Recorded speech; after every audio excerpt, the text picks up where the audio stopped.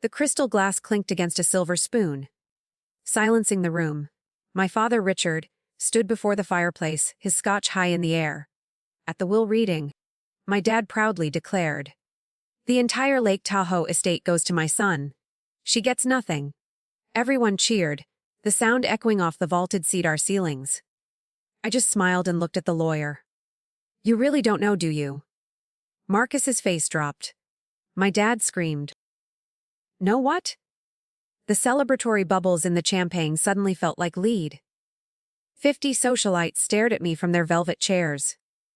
I stood in the shadow of a massive oak bookshelf, clutching a single manila envelope against my ribs. I did not flinch or look away. My brother, Caleb, leaned back with a smug, drunken grin, already mentally spending the millions.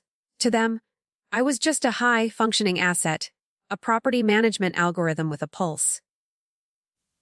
I let the silence stretch until it felt heavy enough to crack the floorboards. I wanted them to feel the cold. For a decade, I was the ghost who ran this kingdom. I spent 80-hour weeks fighting city council members and standing ankle, deep in freezing water when guest lodge pipes burst at dawn. Richard slept soundly while I negotiated with contractors who tried to overcharge our family name.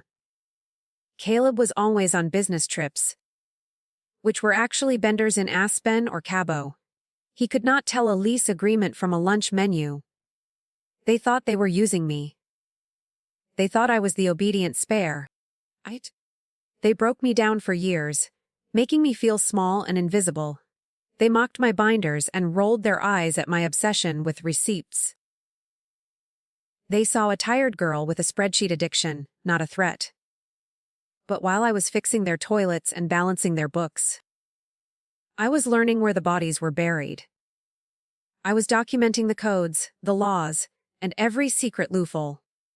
I knew their narcissistic mathematics better than they did. They forgot that every machine has a breaking point.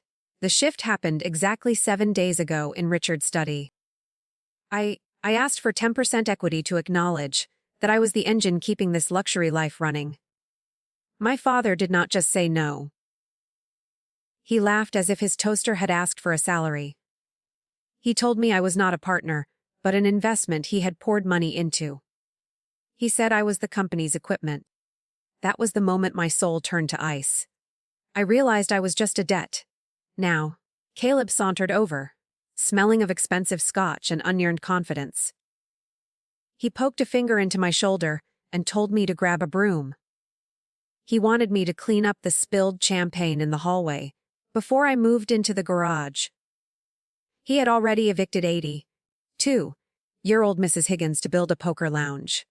He thought he had won because possession is 9/10 of the law. I looked down at the envelope. I ran my thumb under the flap and tore it open. I walked to the center of the room, my heels clicking a steady rhythm. The socialites shifted, their whispers dying as I stepped into the light. Caleb was laughing with the mayor, already acting like a king. I did not raise my voice, but it cut through the room like a blade. I told them there was a small administrative matter to clear up before the toast continued. Richard turned his head, his face a dangerous shade of dark purple. Richard told me to sit down and stop embarrassing the family name. He thought I was about to beg for a scrap of the estate. I opened the envelope and pulled out a stack of heavy, stamped documents. I moved a tray of expensive appetizers to lay the papers out on the table. The deeds to the main house and the lodge were now visible to everyone. These were the original records from the county clerk. Caleb's smirk began to falter. The family attorney, Marcus, stepped forward and adjusted his thick glasses. He scanned the recording stamps and the signatures with trembling hands. He looked at the date and then back at me. His face went entirely pale as he realized what he was holding. He whispered to my father that these documents were real and fully binding. Richard snatched the paper, his hands shaking with sudden, violent force. He insisted that my mother had left everything to him. I looked my father in the eye and told him he was wrong. Grandma Eleanor knew he would give everything to Caleb. She knew my brother would destroy the legacy in a single year. 3 years ago, on her deathbed, she transferred the entire estate into a secret trust. I was the sole manager and legal owner of every acre. The room went silent as the ice melted in the silver buckets. I had been the landlord all along. Caleb lunged forward, accusing me of stealing his birthright and his future. I reminded him that I had been paying his secret debts for years. I pulled out a ledger showing his gambling losses and his failed crypto scams. Every time he played the visionary, I was the one moving numbers to cover his tracks. I had saved his reputation while he mocked my work and my binders. He stared at the list of his own failures in shock. I reached into the envelope one last time for a final sheet of paper. I walked over to Caleb and slapped the document against his expensive suit. It was an eviction notice. But it was not for poor Mrs. Higgins. I told him he had 1 hour to pack his things and leave. Richard screamed, asking why I had waited 3 years to tell the truth. I told him I needed to wait for him to humiliate me publicly first. Caleb's eyes went wild as he reached into his jacket pocket. He pulled out a folded page and waved it like a weapon. He claimed he had a power of attorney, signed 2 days before Grandma died. He sneered that his document overrode my little trust and gave him absolute control. Richard exhaled in relief, believing the nightmare was finally over. Caleb stepped closer, his teeth bared in a desperate grin. He thought he had found a way back. Caleb's hand trembled as he held the paper high for the room to see. He claimed this power of attorney gave him authority over every asset. Richard gripped the table, his hope returning like a physical surge. The guests leaned in, sensing a shift in the legal tide. Marcus reached for the document, his brow furrowed in deep concentration. He studied the signature and the official date at the bottom. The room held its collective breath for his verdict. Marcus confirmed the date was October 14th, just 2 days before the end. He looked at me with a mixture of pity and professional duty. My father began to laugh, a harsh sound that filled the silent hall. He told me to get out of his house immediately. He claimed I was trespassing on land that did not belong to me. Caleb sneered, telling me the game was over. I simply reached back into my manila envelope once more. I pulled out a medical file from the local hospital and opened it. I asked the room if they were sure about that specific date. I handed the thick folder to Marcus and pointed to the primary log. He read the entry aloud, his voice cracking with sudden, sharp fear. Grandma Eleanor had been intubated and in a deep coma on that day. She was physically restrained and completely sedated. She could not have signed any legal documents at all. The silence that followed was heavy and dangerous for my brother. I told the crowd that Caleb had presented a forged document to an attorney. I explained that doing so in front of 50 witnesses was a felony. Marcus dropped the paper as if it had suddenly turned into hot coal. He stated he could no longer be part of this criminal act. Richard stared at his son, his face turning a sickly shade of gray.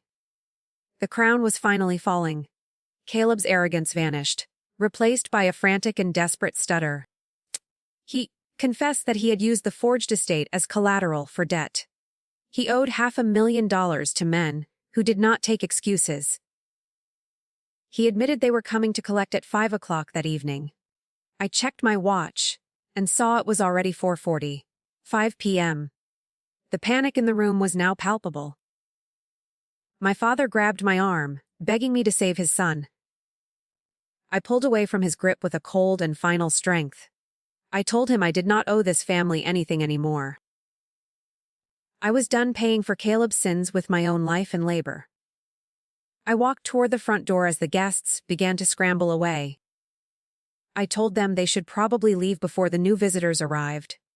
2 black SUVs into the long driveway, their tires crunching on the gravel. The reckoning had finally arrived. I drove away from the estate without looking back in the mirror. I did not call my family, but I did call the police. The house was seized, and Caleb was taken away in silver handcuffs.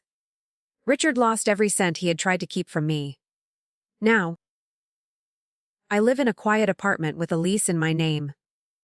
The wine tastes like freedom and fresh air. I stopped saving people who would burn me to stay warm. Before I could leave the basin forever, a sudden flash of headlights mirrored in my rearview glass startled me. A silver coupe screeched to a halt, blocking my only exit path. Richard stepped out, his silk tie undone and his face a mask of grief. He did not look like a tycoon anymore. He looked like a beggar. He walked to my window and tapped on the glass with a heavy ring. I rolled it down just an inch to hear his final plea for mercy. My father claimed that Caleb was being processed at the county jail. He begged me to use the liquid reserves to post his bail. He said a sister should not let her own blood rot in a cell. I reminded him that he had called me a simple appliance. I told him that machines do not have brothers or feelings of loyalty. He flinched at my words, the truth hitting harder than any physical blow. He looked very small. Richard then dropped a bombshell that I had not expected to hear. He revealed that he had taken a second mortgage on the lodge. He had signed it over to a group of very dangerous men. They were not the collectors in the SUVs from the party earlier. These were people who did not care about legal trusts or county deeds. They wanted the land, and they were willing to take it by force. My stomach tightened. I realized then that my victory was not as clean as planned. These shadow creditors had already sent a team to the North Shore. They were heading for the very apartment where Mrs. Higgins was sleeping. I had inadvertently put the only person I loved in the line of fire. My calculated plan had a hole I had never even considered. I threw the car into reverse and slammed on the gas pedal. I had to reach her first. Richard stood in the dust, screaming that I had brought this on us. I ignored him and focused on the narrow, winding road ahead. The dashboard clock glowed red, ticking down the minutes until they arrived. I pushed the engine to its limit, the tires screaming on every turn. My hands gripped the wheel until my knuckles turned a ghostly white. I had 30 minutes to save her from the monsters my family had invited in. I reached the apartment complex just as a black van pulled up. 3 men stepped out, carrying heavy tools and wearing dark tactical gear. They did not look like bankers. They looked like professional cleaners. I grabbed a heavy iron tire iron from under my seat and ran. My heart hammered against my ribs like a trapped bird in a cage. This was the one thing I could not lose to them. The final battle had begun. I sprinted toward the building entrance, my boots pounding against the damp pavement. The men from the van were already at the lobby door, their silhouettes sharp against the glass. One man held a heavy bolt cutter, while another adjusted a radio on his shoulder. My only objective was to get Mrs. Higgins out before they reached her floor. I swung the tire iron against a metal railing to draw their attention. The loud clang echoed through the empty courtyard, stopping them in their tracks.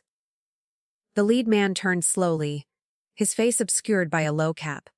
He did not look surprised to see me standing there. He told me that I was interfering with a high-priority asset recovery. I replied that an 82-old woman was not an asset to be recovered. He stepped forward, his hand moving toward a holster concealed beneath his jacket. The pressure was suffocating, and my lungs burned from the cold air. I realized these men were far more dangerous than Caleb's gambling friends. I stood my ground, gripping the cold iron until my palms ached. I told them the police were already en route to this specific address. The man laughed, a dry sound that lacked any real humor or warmth. He said the local police worked for the men who held the mortgage. My heart sank as I realized the depth of the corruption. My father had not just invited greed into our lives. He had invited a predator. I was alone in this dark and narrow hallway. Suddenly, the lobby elevator chimed, and the doors slid open with a soft hiss. Mrs. Higgins stepped out, clutching her small floral purse and a knitted shawl. She looked confused by the men in tactical gear blocking her path. I screamed for her to run back toward the service stairs immediately. One of the men moved to grab her arm with a rough, gloved hand. I lunged forward, swinging the tire iron with every ounce of my remaining strength. The metal bar connected with the man's shoulder, sending him stumbling back. The lead operative pulled his weapon, pointing it directly at my chest. I froze, my breath hitching as the red laser dot settled on my coat. Then, a new sound cut through the tension of the lobby. A black sedan with government plates screeched to a halt behind the van. Two men in suits stepped out, holding badges high for everyone to see. The power balance shifted instantly. These were federal agents, not local officers bought by shadow creditors.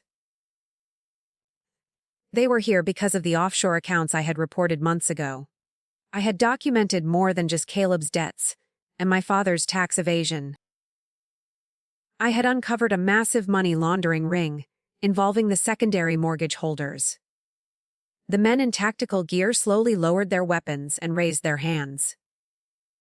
I rushed to Mrs. Higgins, pulling her behind the safety of a concrete pillar. We were safe.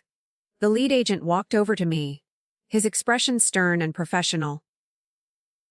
He thanked me for the digital files I had uploaded to the secure server. He said my meticulous record keeping had saved years of undercover work. I looked at the men being handcuffed and felt a strange sense of relief. My obsession with receipts and binders had finally served a higher purpose. I was not just a property manager, I was the star witness. The family empire was truly dead. Mrs. Higgins patted my hand, her fingers trembling, but her spirit still intact. She asked if we could finally go somewhere quiet for a cup of tea. I smiled and promised her that the motel and the apartment were behind us. I looked at the federal agents as they loaded the criminals into the sedan. I realized that Richard and Caleb would never see the outside world again. Their crimes were too deep and their trail was too long. I was finally done. I walked back to my car, feeling the weight of the last decade dissolve. The morning sun began to peek over the Sierra Nevada mountains. I checked my phone and saw a dozen missed calls from my father. I deleted them all without listening to a single desperate word. He had called me equipment. But I was the one who had dismantled his factory. I had nothing left to say to the man who traded his daughter for a scotch. I drove toward a small cottage on the other side of the lake. It was a place they never knew about, bought with my own honest savings. Mrs. Higgins sat in the passenger seat, hummed a soft tune to herself. The road was open and the air smelled like pine and freedom.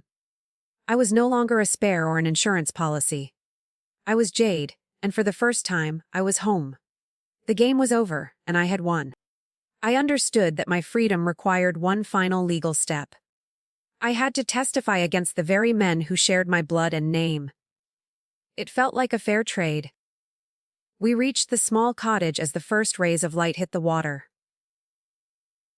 The air here was thin and sweet with the scent of damp earth. Mrs. Higgins settled into a plush armchair by the window, clutching a warm mug.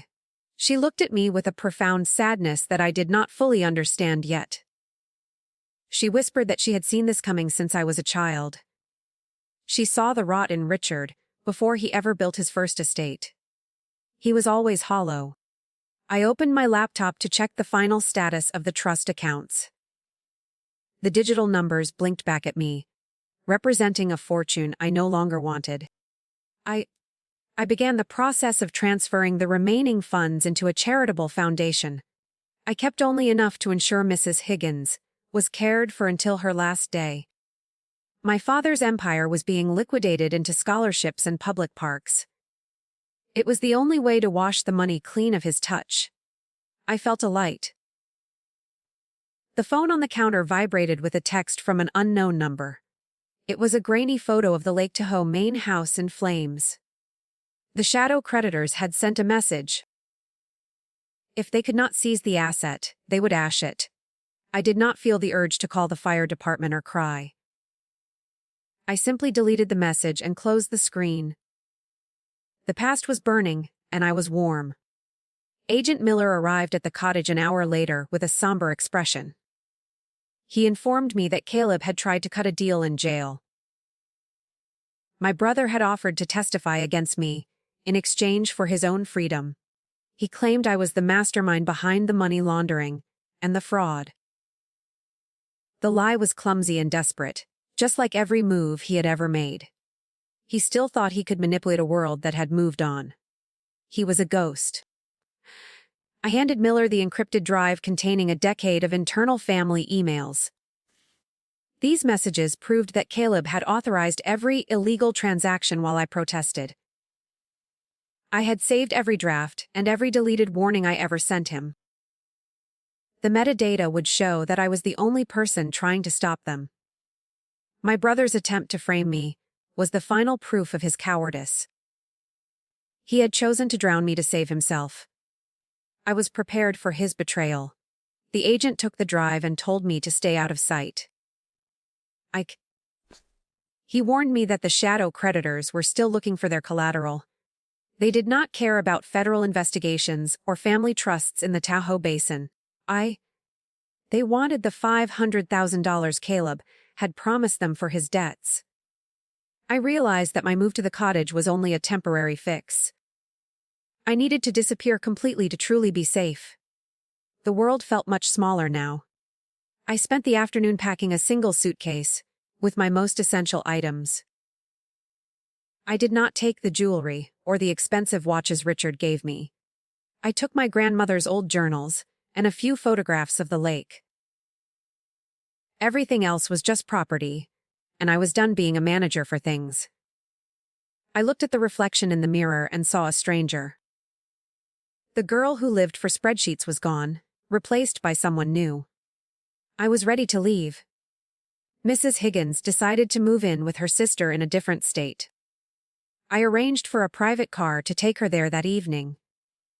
We stood on the porch, the silence of the woods wrapping around us. She told me to be brave and to never look back at them. I watched her drive away, feeling the last thread of my old life snap. I was alone, but for the first time, I was not lonely. I had my own name. I turned the key in the cottage lock and walked toward the trees. I had a new identity waiting for me at a small regional airport. The trust was dissolved, the house was ash, and the family was in chains. I walked into the shadows of the forest, heading toward a future I designed. Behind me, the sun dipped below the horizon, ending the long day. I did not flinch. I did not look back. I just walked toward the light. The small regional airport was a ghost town at midnight. I sat in a plastic chair, holding a passport that carried a name I had never spoken aloud. My final objective was to board the flight that would vanish me from this life forever.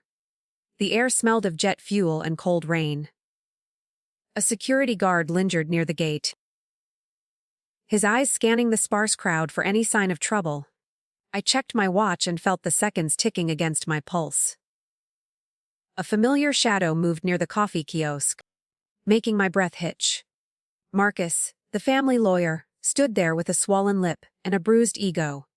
He had been released on bail. But his expensive suit was now wrinkled and stained.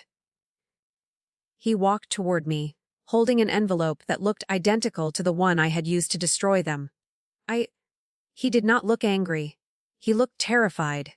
He whispered that Caleb's creditors had found my flight path through the dark web. The power balance shifted as Marcus slid a heavy brass key across the table. He told me that Grandma Eleanor had a second safety deposit box in Zurich. It contained the only things Richard and Caleb could never touch or steal. I realized the trust I managed was only the first layer of her protection. She had built a fortress for me long before the first pipe burst at the estate. I took the key, its cold weight grounding my shaking hands. The overhead intercom crackled, announcing the final boarding call for my destination. Marcus turned to leave, but he paused to give me a final piece of advice. He told me to forget the name Jade and the girl who kept the books. He claimed that the only way to survive was to become the machine they feared. I watched him disappear into the darkness of the terminal. I was no longer running. I was moving toward a new secret design. I walked down the jet bridge, the metal walls humming with the vibration of the engines. I found my seat in the back of the plane and buckled the strap. As the aircraft climbed over the burning ruins of the Tahoe Basin, I felt a strange calm. The lie I had lived for 10 years was finally dead and buried. I was not an appliance, or a debt to be collected by greedy men. I was the person who survived the fire. The woman in the seat next to me asked if I was heading home. I looked out the window at the stars and smiled for the very first time. I told her that I was heading toward the only place that mattered. I opened my grandmother's journal and saw a map I had never noticed before. It led to a small house in the Swiss Alps that was already mine. The girl with the spreadsheets was gone. I was finally, truly, my own woman,